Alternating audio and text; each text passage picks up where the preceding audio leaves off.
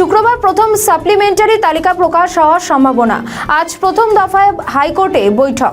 বিচারপতি সুজয় পালের নেতৃত্বে বৈঠকে থাকবেন সিও, ডিজি, সিপি, মুখ্য সচিব এবং স্বরাষ্ট্র সচিব। দ্বিতীয় দফায় সিও দফতরে উপস্থিত রয়েছেন সিও, ডিজি এবং সিপি। সফটওয়্যার নিয়ে আলোচনা হবে আজকের বৈঠকে। কোথায় দেখা যাবে তালিকা, নিরাপত্তা কতটা প্রয়োজন, সবটা নিয়ে আলোচনা হতে পারে। এখনো পর্যন্ত প্রায় 23,30,000 নিষ্পত্তি হয়েছে।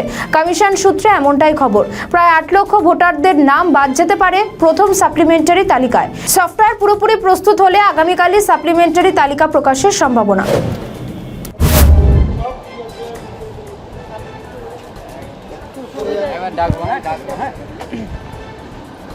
আস্তে আস্তে ডাকবো একবার ডাকবো। হ্যাঁ,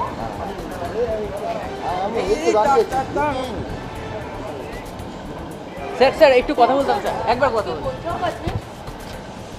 বলবে না বলবে।